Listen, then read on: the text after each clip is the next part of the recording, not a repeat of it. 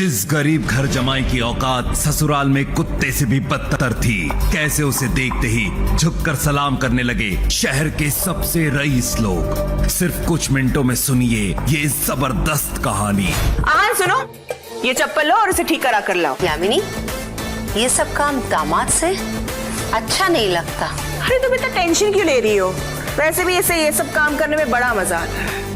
तुम लोग को भी कोई काम हो तो बता देना। अहान रायजादा, ऐसा वजनदार नाम मानो इंडिया की टॉप बिजनेसमैन फैमिलीज में से किसी एक का वारिस हो। मगर हम जिस अहान रायजादा की बात कर रहे हैं उसके कतरे कतरे से बेबसी झांक रही है। अहान एक करोड़पति बिजनेस फैमिली का दामाद तो जरूर है, मगर उसकी हालत पर घर के नौकर भी कहते हैं, कुछ पैसे चाहिए तो बता देना, तुम्हारी गरीबी देखी नहीं जाती। कहने को तो अहान जैसी रिच फैमिली के दामाद सड़कों पर महंगी कार दौड़ाते थे, महंगे क्लब्स में जाते थे, मगर अहान की लाइफ में 3 चीजें आम थी। पहली चीज बेइज्जती, दूसरी चीज बहुत बेइज्जती, और तीसरी चीज बहुत से भी ऊपर वाली बेइज्जती। और हाँ, कभी कभी वो किसी रईस को जब अपनी बीवी को एक महंगे होटल में खाना खिलाते देखता था तो वो खुद से कहता था, एक दिन अपना भी टाइम आएगा जब मैं महंगे सूट में ऐसी किसी महंगे होटल में अपनी बीवी शनाया को दशन के साथ खाना खिलाऊंगा। जब वो मेरे सीने से लग के एक रोमांटिक डुएट में मेरे साथ रोमांटिक कैंडल लाइट डांस करेगी ना, तो वहां बैठे सारे रईसजादों के सीने पर सांप लौटेंगे।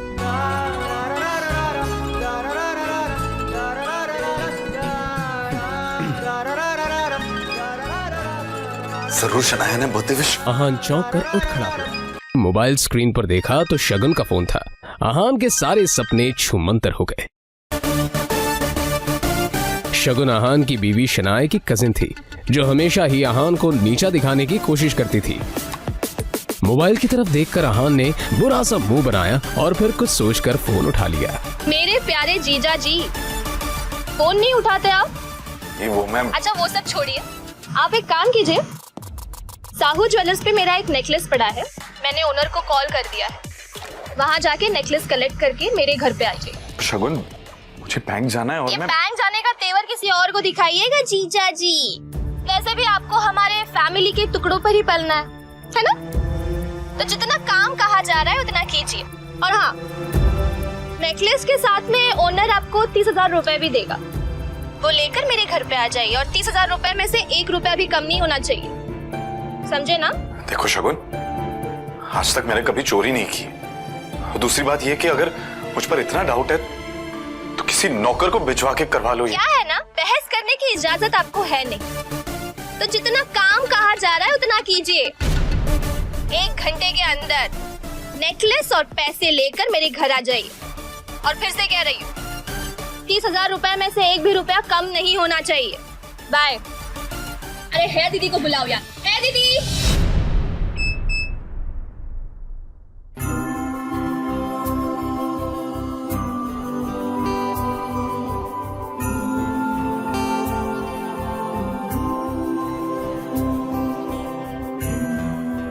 जल्द ही अहान फ्रेश होकर बाथरूम से बाहर आया और जल्दबाजी में अपनी अलमारी की तरफ बढ़ा, जिसमें 2 जोड़ी पुराने कपड़े रखे थे। उनमें से जो सबसे साफ कपड़ा था, अहान ने उसे पहनने के लिए चुना।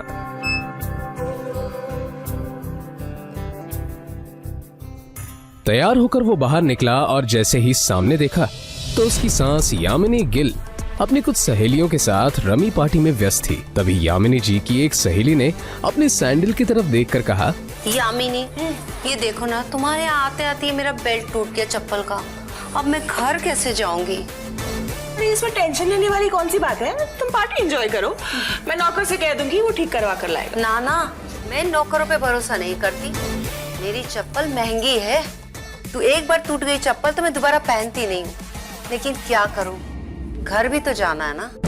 अहान उस तरफ से निकला ही था जब यामिनी जी की नजर उस पर पड़ गई।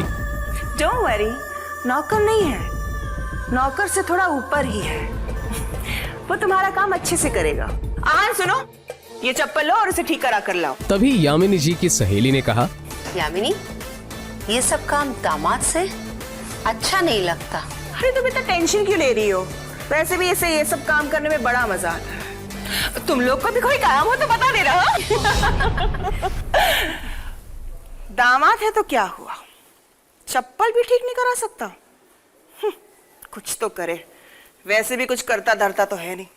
ये बातें सीधा आहान के दिल पर आकर लगी, मगर अब उसे ये सब हमेशा ही सुनने की आदत हो गई थी। उसे याद था कि आज उसका बर्थडे है, मगर ये सिर्फ उसे ही याद था, बाकी किसी को भी इससे कोई मतलब नहीं मैं था। भी शगुन का काम करना चाह रहा हूँ। बहस मत करो, जो काम दिया है वो करके आओ। दामाद है तो दामाद की तरह रहो। भिखारी कहेगा, पता नहीं शनाया की जिंदगी में ऐसा क्या लिखा था कि तुम जैसा निठल्ला पति मिला है उससे। और अब यामिनी जी की सहेली ने आहान को उसकी टूटी हुई सैंडल की स्ट्रैप दिखाकर कहा, ये वाली चप्पल ठीक करना है, महंगी दुकान में ठीक करवाना, समझ में आया? कहते हुए उसने आहान का हाथ उठाकर सैंडल उसके हाथ में पकड़ा दिया।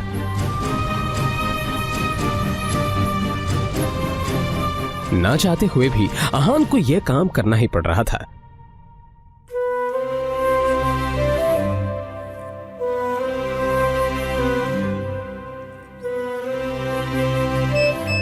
उसके मोबाइल पर उसकी बीवी शनाया ने मैसेज किया।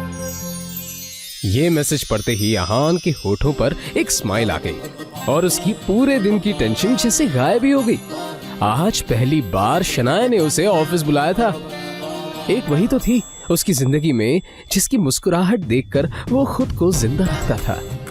शनाया का चेहरा देखे बिना आहान को चैन नहीं मिलता था, और उसके बस में होता तो शनाया की हर एक खुशी के लिए खुद को लाखों बार कुर्बान कर देता।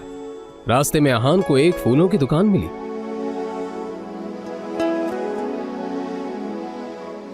और अपना पर्स निकालकर देखने लगा। उसमें सिर्फ 500 का एक नोट पड़ा हुआ था। जैसे ही आहान वापस मुड़ा तो उसे शगुन का काम और अपनी सास के दिए हुए काम याद आ गए।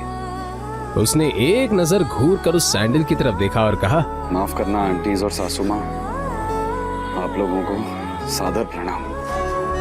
पर शनाया से बढ़कर मेरे लिए और कुछ नहीं है। थोड़ी सी डांट सुन लेंगे आपसे। और फिर उस पैसे से आहान ने शनाया के लिए फूलों का वो बुके ले लिया। आज वो पहली बार गिल कंस्ट्रक्शन के ऑफिस जा रहा था, जो कंपनी गिल खानदान की थी। ये सोचकर आज वो फूला नहीं समा रहा था कि वहां उसका अच्छे से स्वागत होगा, कि तभी सामने से आने वाले एक आदमी से आहान टकरा गया। उसका नाम देव मल्होत्रा था। यू इडियट, दिखाई नहीं देता तुम्हें? पता नहीं कहां से मुंह उठाकर चले आते हैं। इस ऑफिस में तुम्हारी खड़े होने की भी औकात नहीं, और ऐसे टहर रहे हैं जैसे तुम्हारी खाले जी का घर है। कौन हो तुम? शायद देव मल्होत्रा ने भी उसके बदरंग कपड़ों से उसे नौकर या ऑफिस बॉय ही समझ लिया था। मल्होत्रा ने एक नजर नीचे पड़े बुके की तरफ देखा और फिर उसे अपने पैरों तले कुचल के बाहर निकल गया। आहान ने अपना सर झुकाए बस उस बुके की तरफ देखा। उधर शनाया अंदर से ये नजारा देख रही थी। तभी आहान की नजर शनाया पर पड़ी तो एक पल के लिए वो अपनी बेइज्जती भूल गया और वो शनाया के केबिन में दाखिल हो गया। वो शनाया की तरफ बढ़ा। अब जाने भी तो शनाया, जो हुआ मेरे साथ वो हुआ, और तुम इतना टेंशन क्यों ले रही हो? जो बात गई वो बात गई। तभी शनाया चीखते हुए बोली, दूर हटिए आप मुझसे, दूर हटिए। आप चले क्यों नहीं जाते मेरी जिंदगी से? नर्क बना रखी है मेरी जिंदगी। आहान को एकदम से झटका सा लगा। वो खुले मुंह से शनाया की तरफ देखता रह गया। तभी शनाया आगे बोली, पता नहीं कौन से बाबू की सजा मिल रही है मुझे। नहीं, आप चाहते क्या? पापा ने हम दोनों की शादी जबरदस्ती करवाई थी, वरना आप तो कभी मेरे लायक थे ही नहीं। और आज भी आपको पति कहते हुए मुझे शर्म आती। अरे आज तो ड्राइवर नहीं था इसलिए आपको बुला लिया, पर मुझे क्या पता कि मेरा पति इस काम के भी लायक नहीं है। यहां आकर आपने मेरे सबसे पुराने क्लाइंट मिस्टर मल्होत्रा को नाराज कर दिया है। अब कैसे होगा काम मेरा? आंखों में आंसू लिए शनाया ने आगे कहा, मैं जहां पर भी जाती हूँ आप मुझे बेइज्जती के सिवा और कुछ नहीं दे सकते। सिर्फ एक बदनुमा दाग बनकर रह गए आप मेरी जिंदगी पर। इतना कहकर शनाया केबिन के बाहर निकल आई। तभी रास्ते में पड़े बुके की तरफ देखकर शनाया ने कहा, क्या है ये सब? क्या गंदगी फैला रखी है यहाँ पर? फेंको इसे डस्टबिन में। फूल को अपने पैरों से कुचलते हुए आगे बढ़ गई।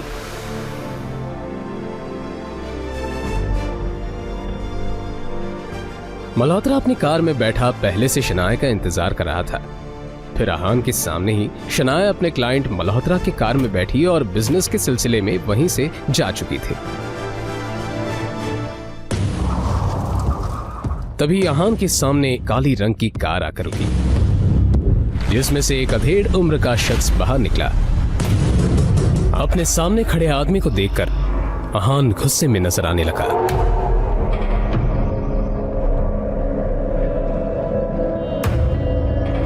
मिस्टर विक्रम, आप यहाँ पर क्या कर रहे हैं? यंग मास्टर,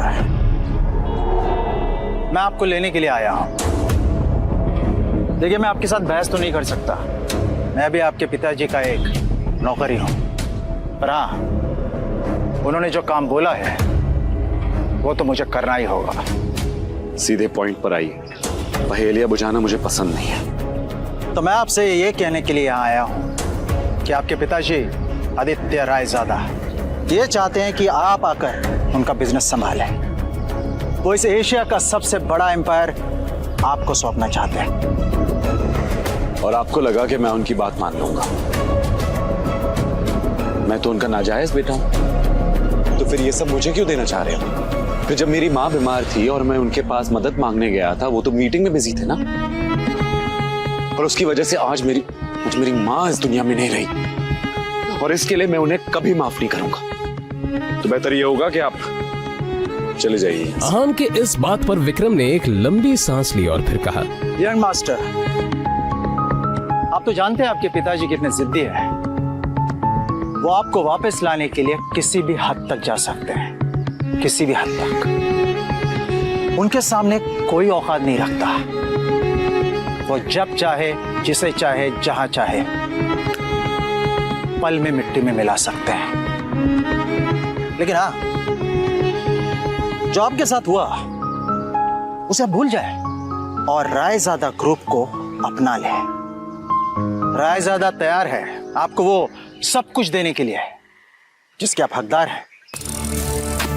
आहान ने जैसे अपना आखिरी फैसला सुनाते हुए कहा, आप यहाँ से चले जाइए विक्रम, और जाके बता दीजिए कि मुझे उनकी दौलत में कोई इंटरेस्ट नहीं, और उनकी सारी दौलत भी मेरी माँ को वापस नहीं ला सकती। और हाँ, ये बात गलती से भी बाहर नहीं आनी चाहिए कि मैं रायजादा खानदान से हूँ। और रायजादा ग्रुप का मालिक मिस्टर आदित्य रायजादा का बेटा हूँ। चलिए। विक्रम उसे जाता हुआ देखता रहा और फिर अपना मोबाइल निकालकर आदित्य रायजादा का नंबर डायल किया। दूसरी तरफ से आवाज आई, मुझे वो किसी हालत में चाहिए। उसके लिए जो भी रास्ता अपनाना है अपनाओ। मुझे आहान हर हालत में चाहिए।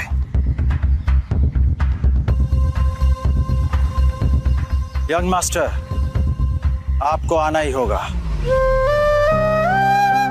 इधर आहान कुछ ही देर में अब अपने घर पहुंच चुका था। लगी घड़ी में देखा तो शाम के 7 बज चुके थे। अपने आसपास देखते हुए उसने कहा, तभी अचानक ही आहान का मोबाइल बज उठा। उसने स्क्रीन पर देखा तो यामिनी जी का फोन था। फोन उठाते ही दूसरी तरफ से आवाज आई, कहाँ थे तुम? हाँ, तुम्हें पता है ना, तुम्हारी वजह से मेरी सहेलियों के सामने मेरी कितनी बेइज्जती हुई है।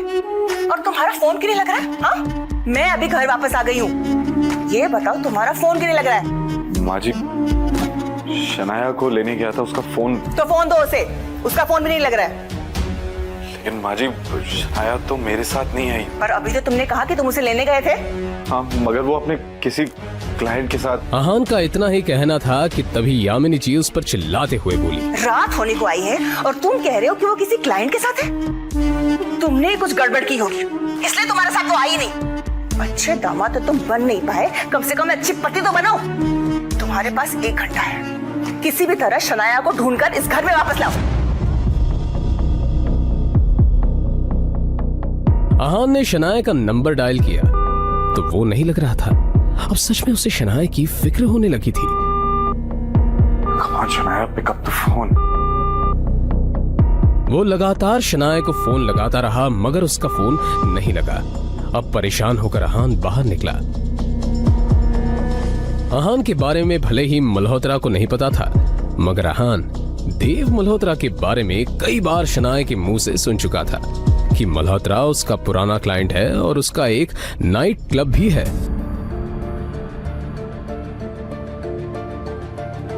अंदर बेहद ही शोर शराबा था और लोग शराब पीकर नाच रहे थे। आहान ने चारों तरफ देखा पर कहीं भी उसे शनाया नजर नहीं आई।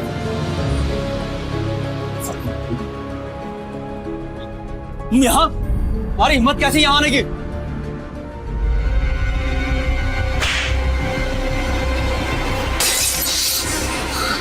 मिस्टर देव मल्होत्रा, मैं शनाया का पति हूं। जी तो कर रहा तुम्हें अभी के अभी जान से मार दूं, पर मेरे हाथ बंधे हुए हैं क्योंकि शनाया को तुम पर बहुत भरोसा है। अब तुम्हारे साथ क्या करना है ये शनाया ही डिसाइड करेगी। आउट।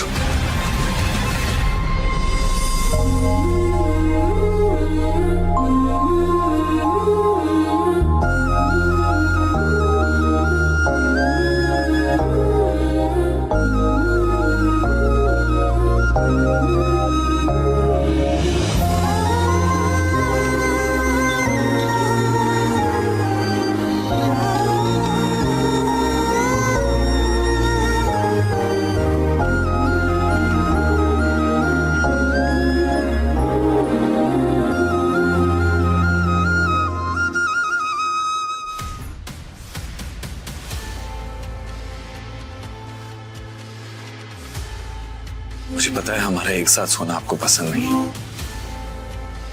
पर आज रात आपको इसी कमरे में सोना पड़े। आप ऐसी हालत में नहीं हो जो मैं आपको अकेला छोड़ दूं।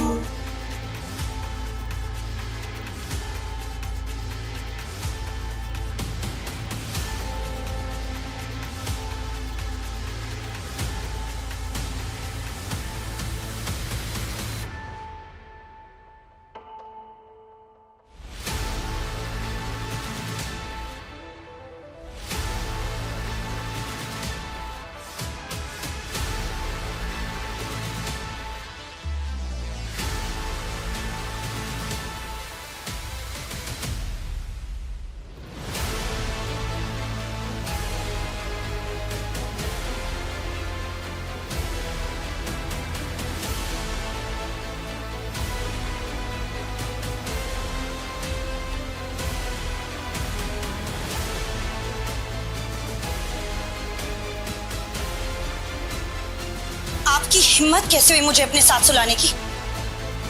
कैसे आई मैं यहाँ? कैसे आई हूँ मैं यहाँ? नहीं, एक सेकंड, आपको पता है ना कि मेरा कमरा अलग है, फिर भी आपने अपने स्तर पर अपने साथ मुझे सुलाने की हिम्मत की कैसे? नहीं, क्यों किया आपने ऐसा? क्यों? शनाया, तुम कल रात को नशे में थी, तो मल्होत्रा से बचाकर मैं आपको यहाँ लाया, और आपको इस हालत में देखकर आपको अकेला छोड़ना मैंने सही नहीं समझा, बस इसलिए।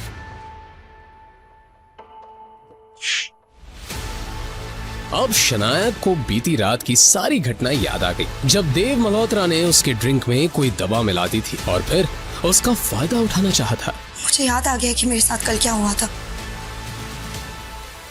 पर अगर आप ये समझते हो कि आप इस बात का फायदा उठाकर मेरे करीब आ सकते हो तो ये दिमाग से कंप्लीटली निकाल दो। आपके चक्कर में मुझे याद ही नहीं रहा कि मुझे कितना जरूरी काम करना था। इस मल्होत्रा का तो कुछ करना पड़ेगा। मुझे पता ही नहीं था कि ये इतना घटिया इंसान निकलेगा।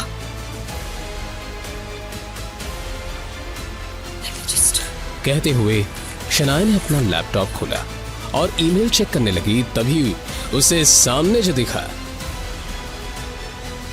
उससे शनाया एकदम से शॉक्ड हो गई। वो हैरानी से ईमेल पढ़ते हुए बोली, कैसे हो सकता है?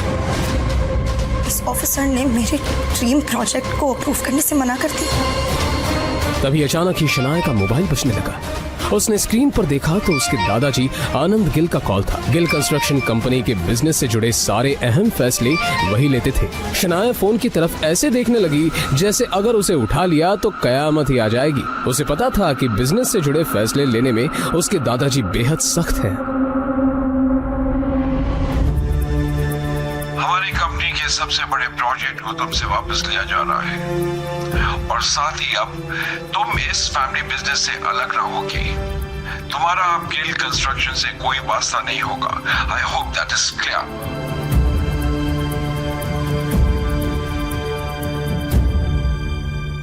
अब ये सब जो कुछ भी है मेरी सरदर्दी है और ये सब मैं खुद ही हैंडल कर लूंगी।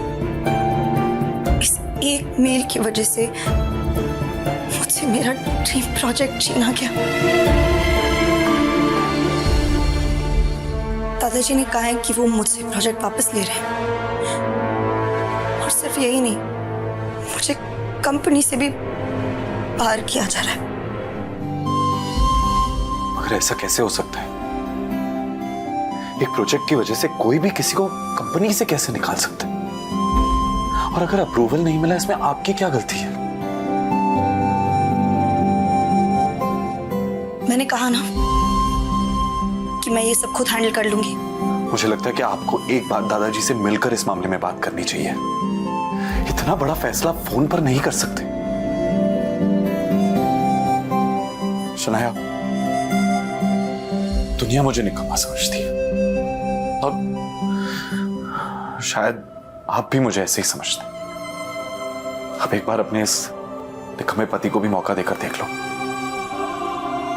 ओह, तो आप अपने आप को बड़ा तीसमार खान समझते हैं ना? क्या कर लेंगे आप? मेरे साथ चलो और अपने दादाजी से बात करो।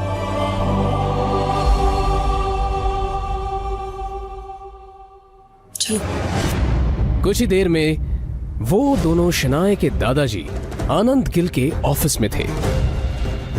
Shanaya, Aahan, sit down. देखो शनाया, बिजनेस के मामले में मैं बहुत साफ हूं। मैंने जो फैसला लिया है गुस्से में आकर नहीं और ना ही जज्बात में आकर लिया है।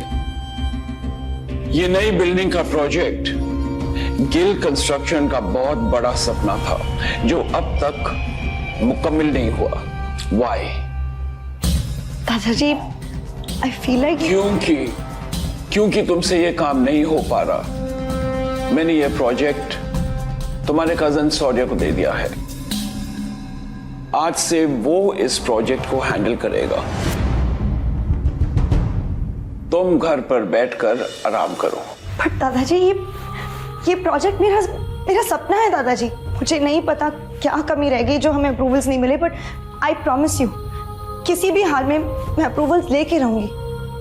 दादाजी प्लीज शौर्या को ये प्रोजेक्ट देने से पहले मुझे एक आखिरी मौका दीजिए प्लीज दादाजी।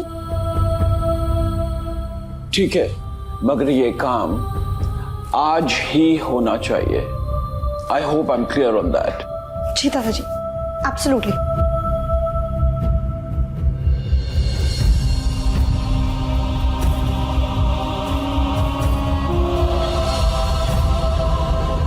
शौर्य शनाया का ही कजिन था जो हमेशा से शनाया को बिजनेस से बाहर करना चाहता था। उसकी हसरत थी कि एक दिन वो इस बिजनेस एम्पायर को हासिल कर ले और इसके लिए शनाया को वो हर हाल में पीछे छोड़ना चाहता था। अप्रूवल के लिए आई हो, मगर अफसोस अब कोई फायदा नहीं है क्योंकि उस ऑफिसर को मैंने ऑलरेडी खरीद लिया।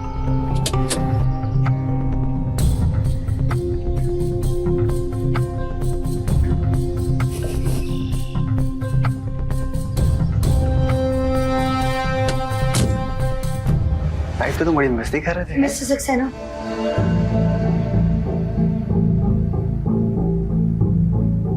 कहिए शनाया जी, कैसे आना हुआ?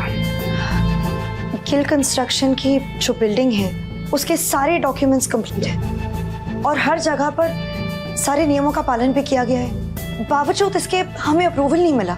क्या मैं आपसे पूछ सकती हूँ कि आपने ऐसा क्यों किया? मैंने इन्हें ऐसा करने बोला था। कामिनी, तुम यहाँ? हाँ, मैं यहाँ, मैं यही काम करती हूँ। और ये जिस सक्सेना से तुम बात कर रही हो ना, वो मेरा पति है शनाया। जब मुझे पता चला कि तुम्हें हमारे अप्रूवल की ज़रूरत है, तो मैंने ही इन्हें ऐसा करने से मना कर दिया। आज मेरा पति वो जगह पे है जहाँ वो तुम्हारा काम बना भी सकता है और बिगाड़ भी सकता है। लेकिन तुम तो बहुत पैसे वाली हो ना शनाया, तो जाओ करवा लो अपना काम, जिससे भी करवा सको। कामिनी, जो कुछ भी हुआ वो सब मेरी गलती थी। मैं बहुत नासमझ थी। प्लीज अगर हो सके तो सब भूल जाओ। मैं नहीं भूल सकती शनाया, मैं नहीं भूल सकती उस दिन को शनाया, जिस दिन मेरी शादी तय हुई थी और ये बात मैं तुम्हारे साथ सारी सहेलियों को बता रही थी। और तुमने मेरे बेरोजगार पति के बारे में सुनकर सबके सामने उसका मजाक उड़ाया था और मेरा भी मजाक उड़ाया था। सारी सहेलियां हंस रही थी मेरे ऊपर और मैं रोते हुए वहां से आई थी। कामिनी देखो, वो सब मेरी नासमझी थी और मैं बहुत ज्यादा शर्मिंदा हूँ। शर्मिंदा होने से काम नहीं चलेगा शनाया। उस दिन का बदला तुम्हें आज चुकाना होगा। बेइज्जती के बदले बेइज्जती होनी चाहिए। मतलब ये तुम्हारा पति है ना, इसने आज तक कौन से झंडे गाड़ दिए शनाया? अरे इसकी तो मेरे पति के बराबर खड़े रहने की भी औकात नहीं है। और मैंने सुना है कि ये घर जमाई बनकर रहता है। कामिनी, अब तुम गलत बोल रही हो। मैंने अभी कुछ कहा ही कहाँ है शनाया।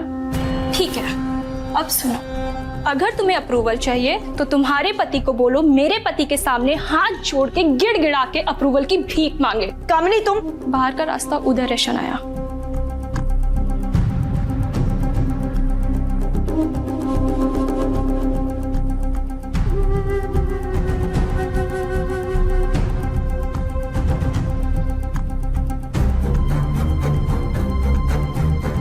उफ, शायद काम हुआ नहीं। So sad. अब तो तुम्हें ये प्रोजेक्ट मेरे हवाले करना होगा। और तो और आनंद दादू की नजरों में भी अब तुम किसी काम की नहीं रही। अब तो तुम्हें ये कंपनी भी छोड़नी पड़ेगी। तुम बिल्कुल टेंशन मत लो, मैं हूं ना, मैं सब संभाल लूंगा। तुम बस घर पर आराम करो अपने उस निकम्मे पति के साथ, उसकी निकम्मी बीवी बनकर। और वो तुम्हारा पति कहाँ रह गया? वापस नहीं आया तुम्हारे साथ?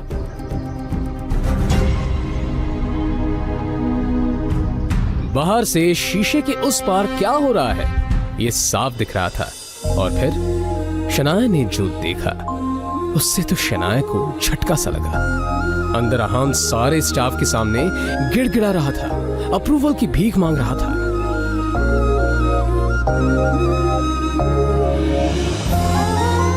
सचमुच बहुत प्यार करता है तुमसे, तुम्हारे लिए कुछ भी कर सकता है। वैसे कहाँ से मिला तुम्हें ये? खैर, मुबारक हो, तुम्हें तुम्हारा अप्रूवल मिल चुका। मगर ये कैसे हो सकता है? मैंने तुम्हारे पति को पैसे दिए हैं। वो तुम्हें वापस मिल जाएंगे। मेरे लिए मेरा बदला ज्यादा जरूरी था।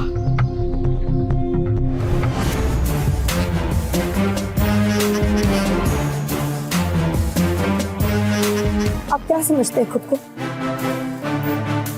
क्यों किया आपने ऐसा?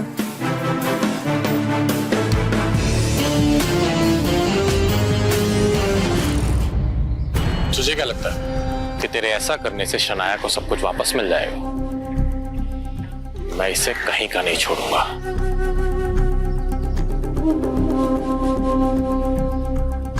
तू क्या? दुनिया में कोई भी शनाया का बाल तक बांका नहीं कर सकता। ओह, मगर कब तक साथ देगा तो शनाया का? देखता जा, मैं तेरा और शनाया का रिश्ता ही खत्म कर दूंगा। कोशिश कर ले, चल जाएगा।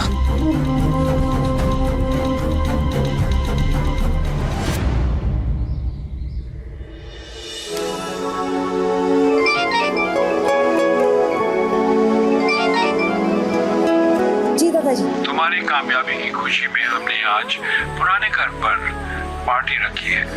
तुम आहान के साथ आ जाओ। जी दादाजी, थैंक यू, हम आ जाएंगे।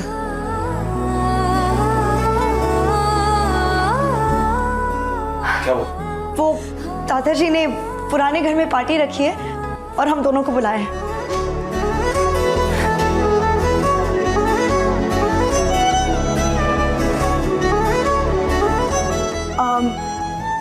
मेरा मतलब है कि पार्टी में बुलाया है, पर इसमें इतना खुश होने वाली बात ही नहीं है। उन्होंने कहा है कि आप सिर्फ हमें छोड़ने चलेंगे बस। आहान भी अंदर ही अंदर काफी खुश था, मगर उसने ये अपने चेहरे पर जाहिर नहीं होने दिया।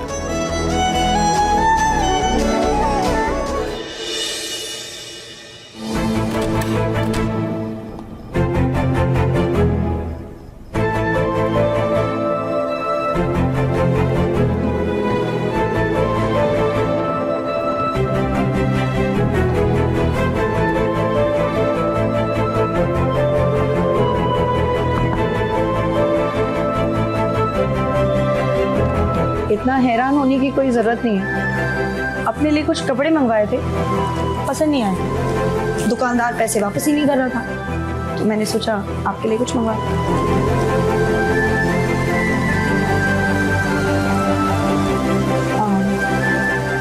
चलते हुए पहन लीजिएगा।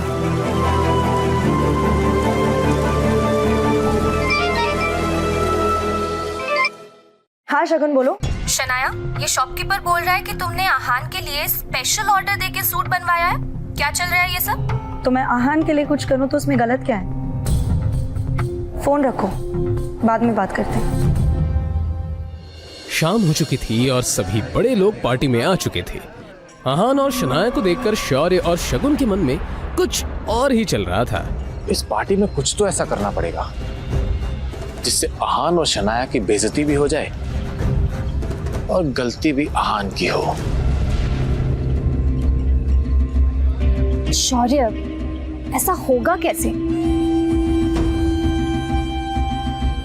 इस गरीब सड़क छाप पे इतना महंगा सूट कुछ जम नहीं रहा है। शनाया, वेलकम बच्चा।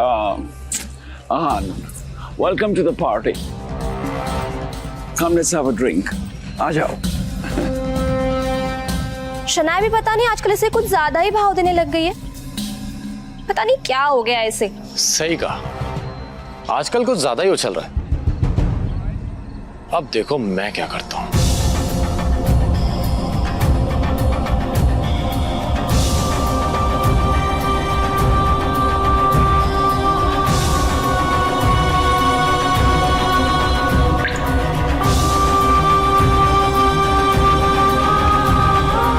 अरे आहान, आज ये सूट कहां से मारा?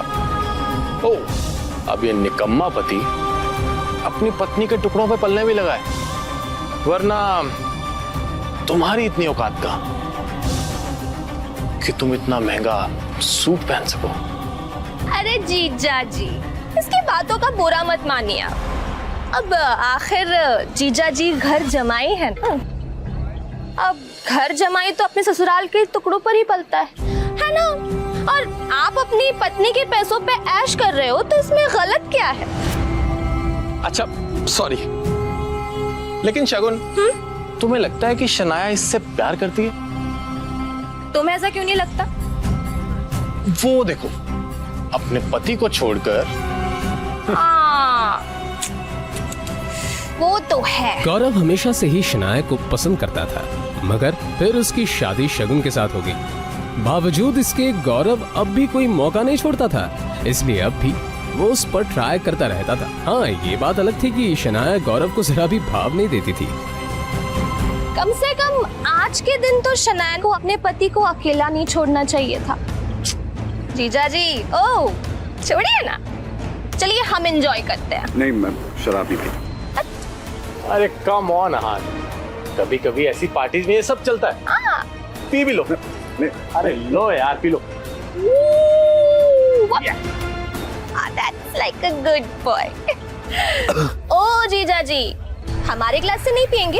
इतना भेदभाव? चलिए, come on, finish it. Come on, come on, come on, come on. You have to do this. You have to do this. Come on, come on.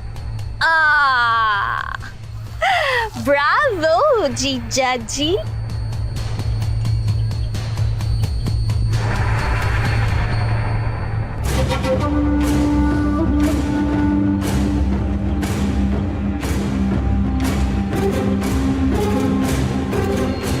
सुनिए सुनिए सुनिए, ये है हमारे घर के दामाद। इनमें बहुत सी खूबियां हैं और ये किस खानदान से है, इनका पेशा क्या है, आज ये सब बताएंगे कि इन्होंने क्या सोचकर हमसे रिश्ता जोड़ा। ओह, तो तुम दोनों ने इसीलिए मुझे शराब पिलाई। अब अगर इतनी जिज्ञासा हो ही रही है तो सुनो। साले साहब, पहले आपसे शुरू करते हैं। तुम ना एक नंबर के लालची और खुदगर्ज इंसान हो। गिल कंस्ट्रक्शन के भाग दौड़ को हासिल करना चाहते हो और इसीलिए तुम शनाया को अपने रास्ते से हटाना चाहते हो।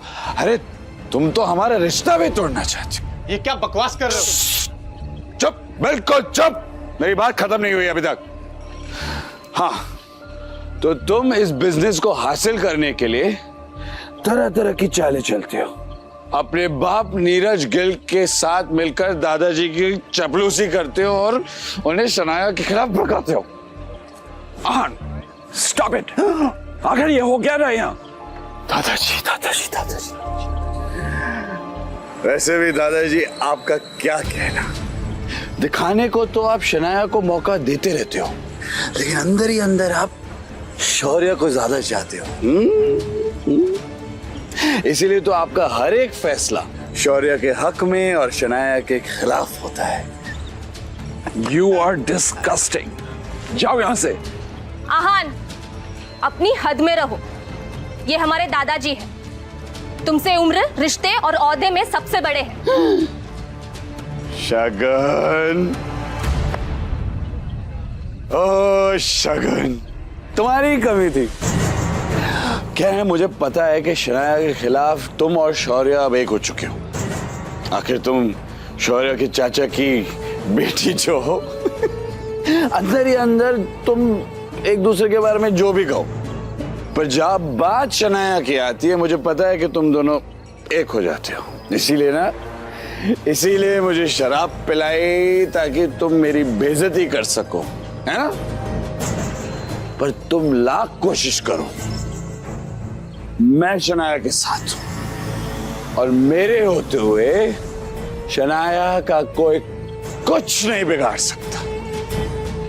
सच कहूं, सॉरी, तो एक शनाया ही है जो तुम सबसे ज्यादा टैलेंटेड है, सबका ख्याल करती है, सबका फिक्र करती है, लेकिन भेदभाव भी उसी के साथ हो रहा है। अपनी ये बकवास बंद करो। ऑलरेडी बहुत बेइज्जती करवा चुके हो तुम। निकल जा यहां से। तू कल भी शनाया की जूती के बराबर था और आज भी वही है। आज तुम दोनों ने बेशर्मी की सारी हदें पार कर दी। किसी को नीचा दिखाने के लिए कोई इतना गिर सकता है, ये मैं पहली बार देख रही हूं। आज के बाद आहान को कुछ भी कहने से पहले एक बात याद रखना, ये मेरे पति हैं और जो तुम लोगों के लाख कोशिशों के बावजूद भी ना बदल नहीं सकते।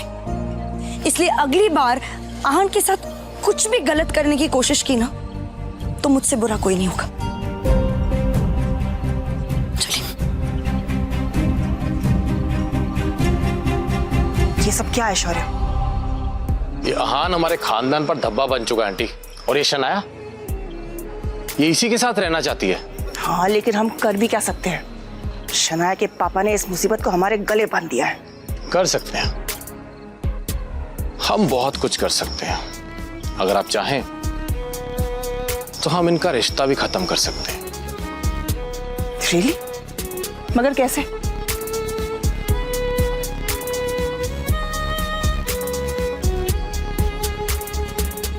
ठीक है, तुम्हें जो करना है तुम करो, लेकिन एक बात याद रखना, शनाया को कुछ नहीं होना चाहिए। आप फिक्र मत करिए, शनाया को कुछ नहीं होगा।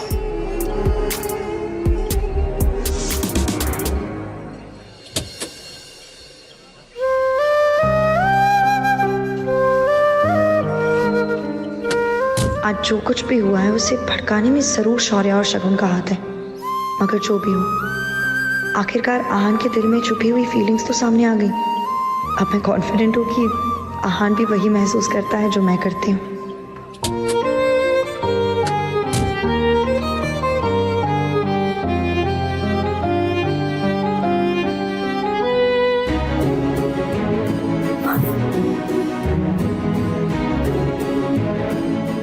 मैं आपसे बहुत प्यार करता हूँ। सॉरी, जो भी हुआ ना उसमें मेरी कोई गलती नहीं। सब ना हमें अलग करना चाहते, मगर मैं ऐसा होने नहीं दूंगा। मैं आपके साथ रहूंगा, आपको कभी अकेला नहीं छोड़ूंगा।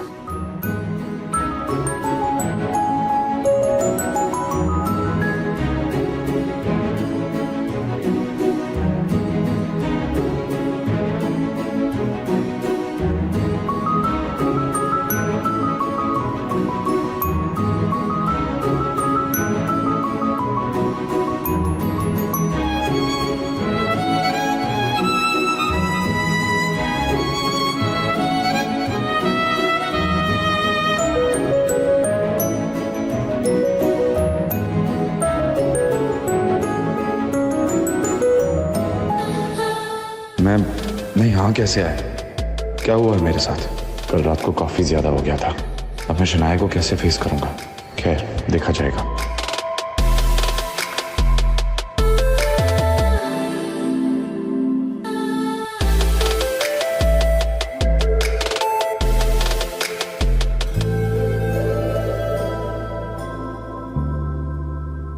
Good morning.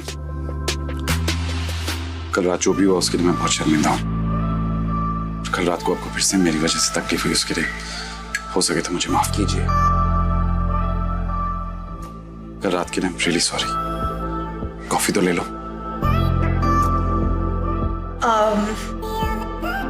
एक्चुअली वो मुझे फ्रेश होने जाना है, बहुत काम है, लौट कर पी लूंगी।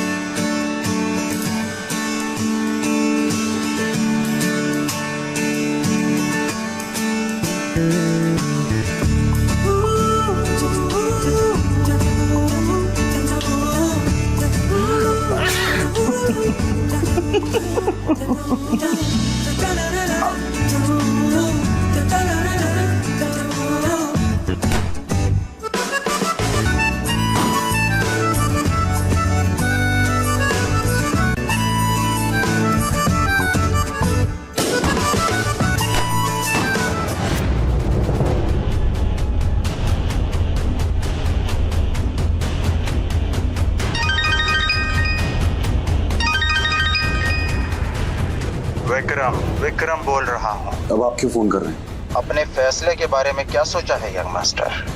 मैंने आपसे कितनी बार कहा है मेरा पीछा छोड़ दीजिए। मुझे बार बार फोन मत कीजिए। मैं नहीं चाहता कि कोई भी जाने कि मैं एक अमीरजादा हूं। ये बात सीक्रेट ही रहनी चाहिए।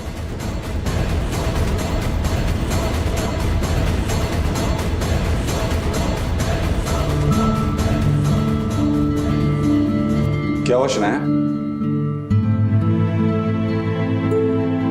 हाँ, वो कल रात को जो हुआ इसलिए। इट्स ओके, मुझे ऑफिस जाना है, इसलिए बार बार एक ही बात करना बंद कीजिए प्लीज।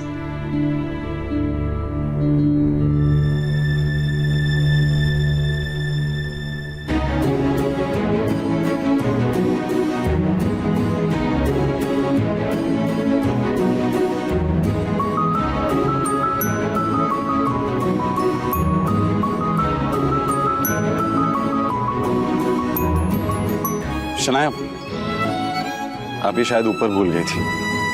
लगा लीजिए वरना आपके सर में दर्द शुरू हो जाएगा। दोनों अपने मंजिल की तरफ निकल पड़े।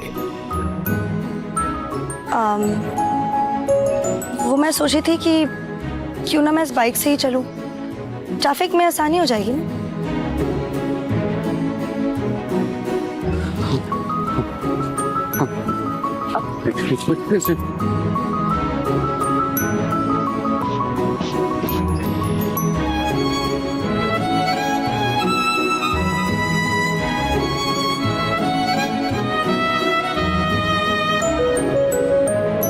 बाइक पर बैठकर शनाया ने आहान के कंधे पर हाथ रखा तो आहान को एक अलग ही एहसास हुआ।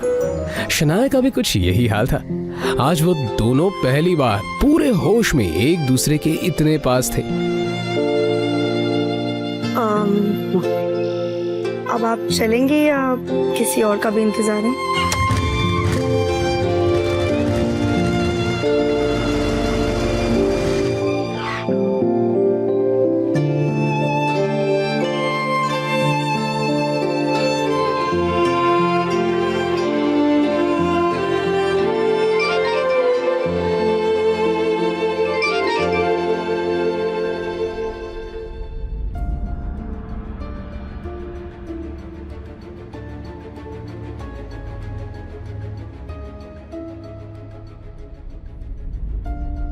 शनाया के पापा के एक्सीडेंट की खबर सुनकर आहान की भी वही हालत खराब हो गई, क्योंकि एक वही तो थे उनकी जिंदगी में जिन्होंने आहान पर हमेशा विश्वास किया था।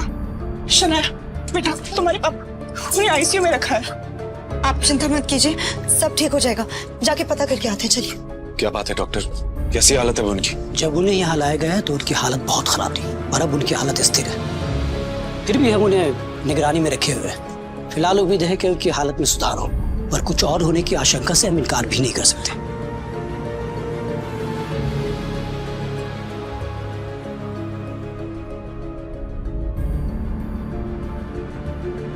आहान, शनाया और यामिनी जी का पूरा दिन कश्मकश में बीत गया। शाम होने को आई थी और अब भी वो सब हॉस्पिटल में मौजूद थे। शनाया की हालत आहान से देखी नहीं जा रही थी। तभी कुछ सोचते हुए आहान ने शनाया के पास जाकर कहा, अब आप माँ को लेकर घर निकल जाइए शनाया। अंकल की देखभाल के लिए मैं यहाँ हूँ। जो भी होगा मैं आपको फोन करता रहूंगा। पर मैं पापा को इस हाल में छोड़कर कैसे जा सकती हूँ? उनकी हालत। देखो शनाया, अंकल के लिए मेरा प्यार आपसे कम नहीं है। उन्होंने मेरे लिए जो कुछ भी किया है उसका एहसान मैं नहीं चुका सकता। वो मेरे लिए भगवान के समान है। इसलिए मैं कह रहा हूँ आप खुद पर ध्यान दीजिए और माँ को लेकर घर जाइए। मैं यहाँ पे सब कुछ संभाल लूंगा।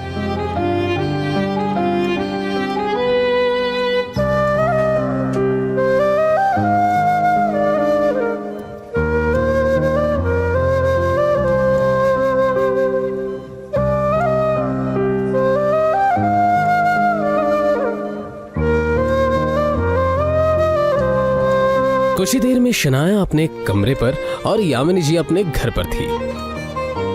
उधर आहान अभी हॉस्पिटल में एक जगह बैठा हुआ था जब डॉक्टर ने उसके पास आकर कहा, देखिए मिस्टर शेखर की हालत अचानक ही बहुत ज्यादा बिगड़ती जा रही है। जल्दी उनका ऑपरेशन करना होगा।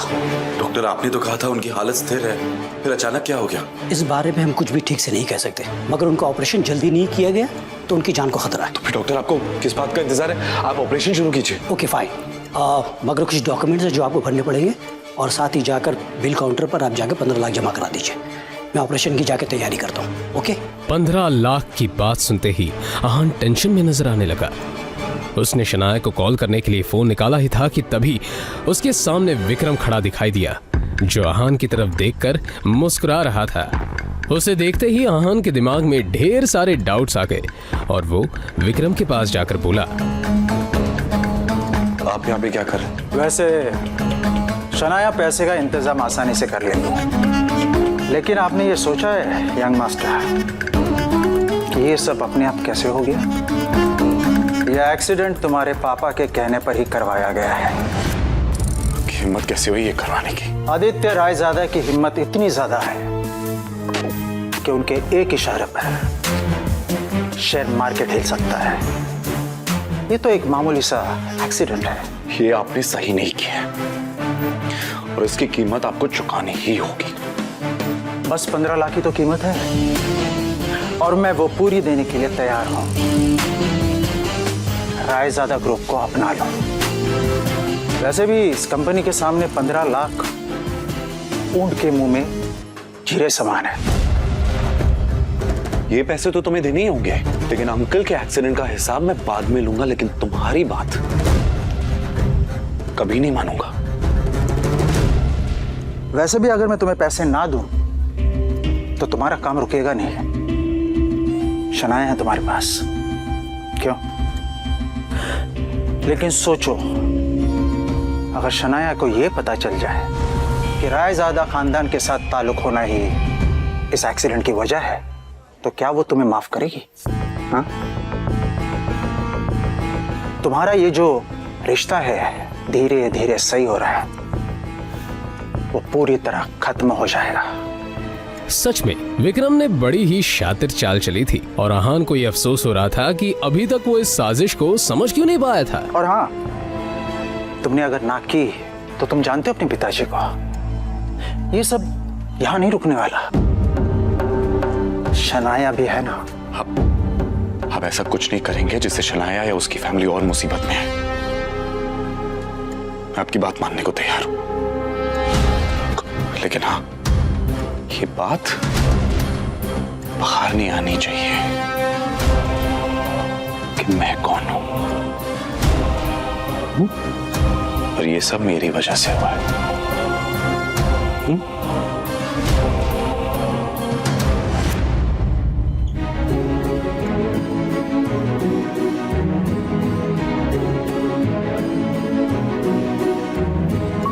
आहान ने शनाया को उसके पापा की हालत के बारे में बताया और फिर जरूरी फॉर्मेलिटीज पूरी करने के बाद उनका ऑपरेशन शुरू हो गया।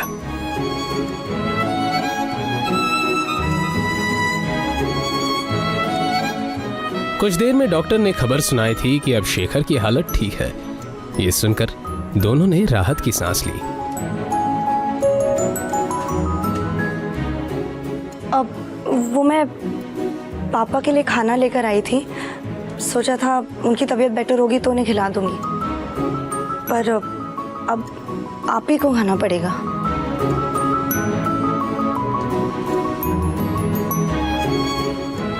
अब भिंडी की सब्जी है। आहान को सच में भूख लगी थी। उसने टिफिन खोला तो अंदर भिंडी की सब्जी रखी हुई थी जो आहान को बहुत पसंद थी। तभी उसे शनाया की बात याद आई कि उसने खाना पापा के लिए बनाया था, मगर उसके पापा शेखर को तो भिंडी से सख्त नफरत थी। मतलब साफ था कि शनाया ने ये खाना आहान के लिए बनाया था। पापा, मैं देखा।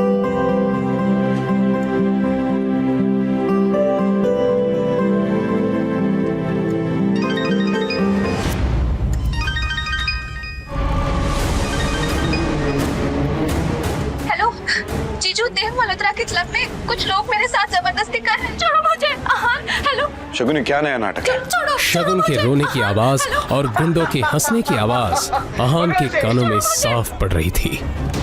शनाया, मुझे कुछ जरूरी काम है, मैं बस कुछ ही देर में आता हूं।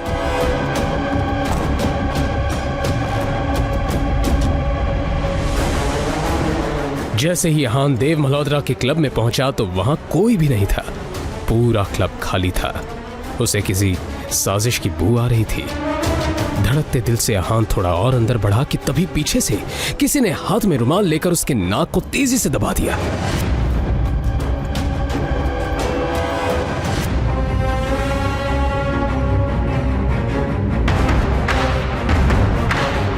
आखिर क्या होने वाला है आहान के साथ?